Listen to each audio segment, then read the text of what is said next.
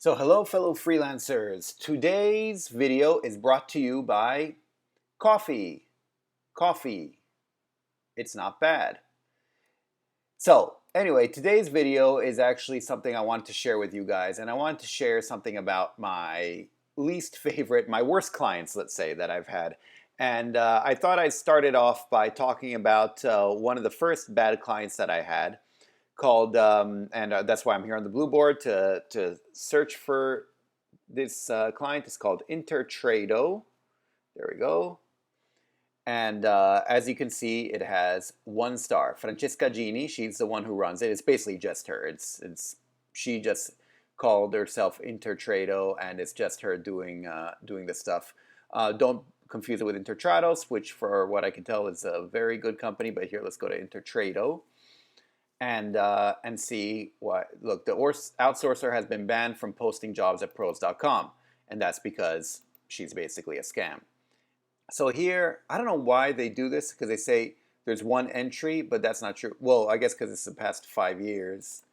But you click here to show all the entries, and all 6, and you'll see mine as well. Outsourcer has been banned, yes. In fact, so what happened? Here, what happened basically is that I was hired by this Francesca Gini on Intertrado to work on a project, and it was a pretty big project. In fact, I was working, it ended up being with this lady here. And I only know that because Francesca didn't want to kind of project manage both of us. So she just said, oh, here, you guys get in touch with each other and make sure you did it correctly and then send it to me. And so anyway, we did it, and it was a rush job. It was quite long, and we did it, and then we sent it in, and then she made it quite obvious pretty quickly that she was not going to pay us. She kept coming up with excuses and excuses, including one, by the way, where I was asking for payment and I got a message from her email address, someone calling herself Elena, saying, oh, sorry, this is Francesca's mom. She's in the hospital. Except Francesca had forgotten, let me see if I'm still friends with her, that I was friends with her on Facebook. And then I saw that she had announced she's having a party that weekend at her place. So anyway, obviously at that point I knew she was a scam. And let's see, Francesca Gini, no? Oh, maybe she's defriended me. Because, maybe she realized, oh, that's her. I recognize her. So under the name of Intertrado, I definitely see her, Intertrado Linguist. So she still has a website for her company. That's not good. 2019, yeah. And as you can see, she's banned from posting on pros.com. She shouldn't be having the company at all. So this is, in fact, she has a sign here that says 50% discount on our services for anyone who clicks like. So yeah, she obviously values her services very much. But it surprises me that she's even allowed. Wait, I kind of want to see. I guess I'm not friends with her anymore. Oh no, there she is. Frangi. Oh, she changed her name. Yes, apparently I am still friends with her. Okay, there you go. So anyway, so she's still apparently using the company and still posting stuff. So that's not good. Anyway, look, I've done my part. And so I wrote that I have finished a rush job for Francesca almost 3 months ago. I've been waiting for payment since then. All promised deadlines. 3 so far have passed without payment. I think this was after, basically I realized she was a scam and she wasn't going to pay me. So I left it at that. Sorry, there's some noise outside. Hopefully it doesn't bother you as much. I don't think you can hear it too much. So obviously, if someone doesn't pay you, and it's clear they're not going to pay you, you should give them a bad rating so other people don't fall for it. As you can see, she has all bad ratings except for this one guy, who, by the way, did it like right after, because she got these 3 kind of in a row. And then so she obviously had a friend do this. He's only had given 1 entry, and it's to her. So obviously it's basically a dead account. And then, in fact, later there was another bad one.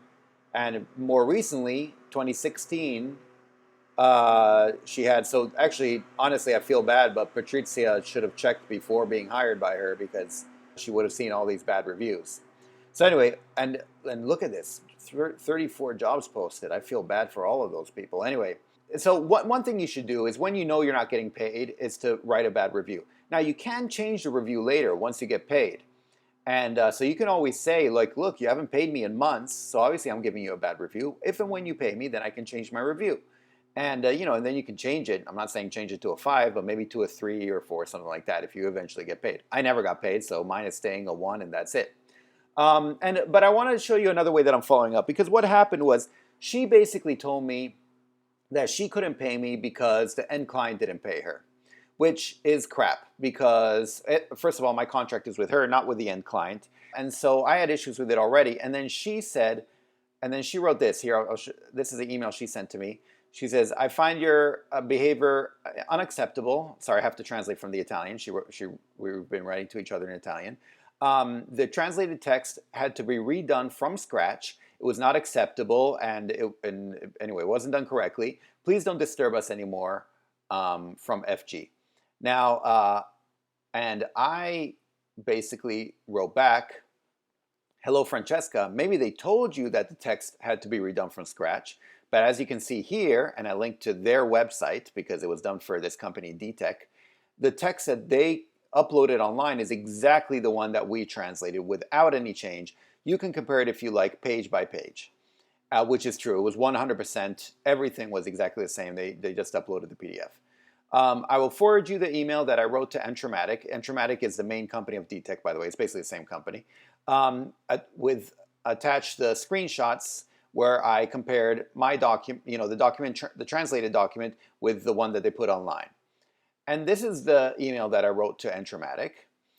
Dear Sir or Madam, I'm writing regarding a document, Entramatic, blah, blah, blah, of which I was one of the translators from Italian to English in December 2013, and for which we have yet to be paid. I see, however, that you've posted the translated document online at the website. We are hired by Ms. Francesca Gini of Intertrato SA. Her reason for not paying us is that she claims she has yet to be paid by you, the end client, for the translation. If this is indeed the case, could you please let me know the reason for non-payment? Should there have been any problems or issues with the translation itself, we would certainly be happy to correct and or improve upon it as necessary. It's now been 2 years that we've been waiting payment, so we thought we should check with the end client. I'm attaching some screenshots showing the translated document and the document you uploaded side by side, including one with the original comments before you decide on a matter, blah, blah, blah. Anyway, if you have any questions or require any further clarification, please do not hesitate to let us know.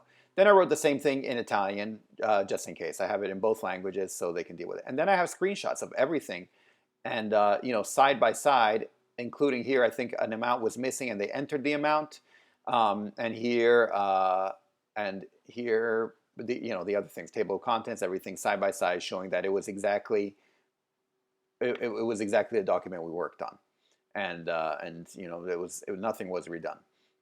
So anyway, I was sending that, and then what happened is basically they must have gotten in touch with her.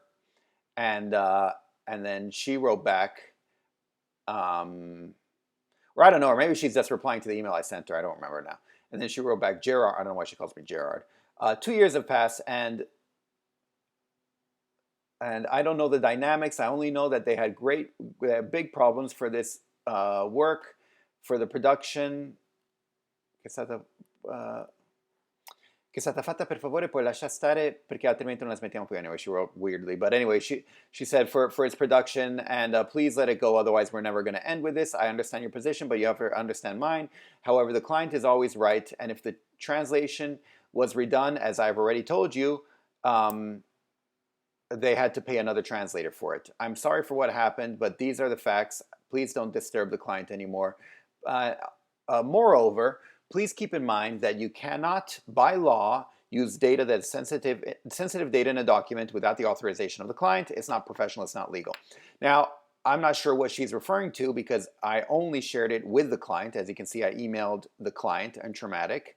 I basically emailed any email address I could find for entramatic.com.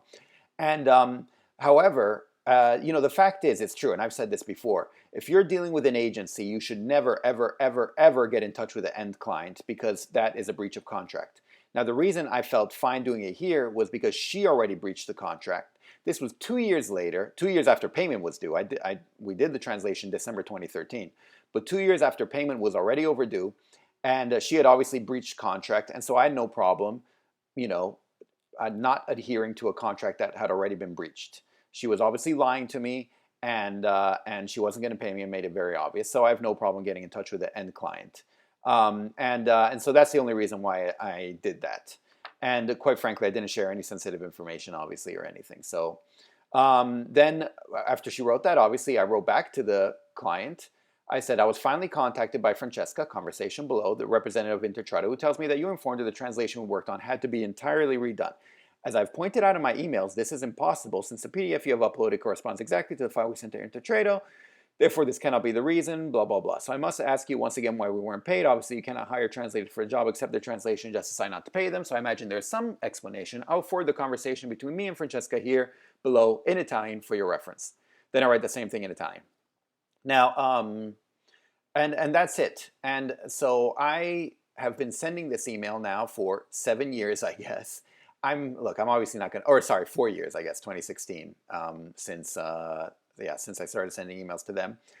Look, I'm not going to get paid. I know I'm not going to get paid at this point, but I'm nothing if not tenacious and persistent. And so I keep doing it. And my email program allows me to do something cool. In fact, let me show you right now here, because here I'm in my sent folders. This is something that I sent, and I sent it, I guess, a bit over a week ago. So now I can edit and resend. And what I like to do usually is just schedule it, right? So I will schedule it. Today's the 24th, I guess. I will schedule it for, sure, 2:45 p.m. on the 24th. Oh, I guess today's not the 24th. What day is it? 24th. Oh, the time zone is set in Europe. Okay, my bad. Let's do in 5:45 p.m. So they'll get it Monday morning, I guess. Unless they get it last thing Friday. But then I can schedule a couple in advance, right? So I can edit and resend again. And let's schedule another one for, say, Monday at 2:45 p.m. And then that's a bit much. I usually only do it like once a week or once every 2 weeks. But let's schedule another one for a week after Monday, which was, let's see, Monday was the 27th. I think it's maybe the 3rd of August. I don't remember. Anyway, whatever, doesn't matter. So here, I've scheduled a couple, and then there's no real reason for this, but just to kind of bother them and kind of wear them out. But it's been years now, so I'm sure they've either blocked my email or they don't care. I'm still gonna keep pursuing it because I have no reason not to. I'm still owed that money, and I'm pretty sure I'll never get it. But I want, if anything, I like that my reputation might be that I'm this persistent, and I will keep going after the money, and I won't give up. And if it comes back to her and she gets bothered, so be it. That's why I have no problem sharing her information or her name, because honestly, she's pretty much just a scam, as you can see here. So definitely don't work for Intertrado. Don't work for Francesca Gini. Let's see if their website still works. Yeah, no, she obviously doesn't want to pay for the website anymore. But yeah, and anyway, so I just wanted to talk a bit about one of my worst clients, my first, let's say, bad client. This isn't my first non-payment, by the way, but the first one that was just scammy. Obviously, any non-payment is scammy, but this was a bit bigger than other ones. And it was thanks to this that I kind of started paying a bit more attention. There was another one a bit more recently that maybe I'll get into, but I just wanted to get into detail about this one because yeah, I'm still sending emails regarding this. I basically edit and resend this same email with all the information, and that's why I wanted to put all the information in one email so I know I could resend it and resend it. And anyway, that's pretty much what I do. Feel free to let me know about any issues you've had and how you've tried to follow up, because these are some of the ways. Now, with other clients, I've done other things, including phone calls. Phone calls work quite well. We did do a phone call with her. Unfortunately, I was out of the country. I had someone else call, and but yeah, we didn't get payment anyway. But anyway, yeah, feel free to let me know what your methods are, because I'd be curious to hear about them. But here I just wanted to go through, one of my methods and one of my non-paying clients and what I had to go through. So yeah, that's pretty much it. And otherwise, I will talk to you in the next video. Okay, thanks. Bye. Savedum.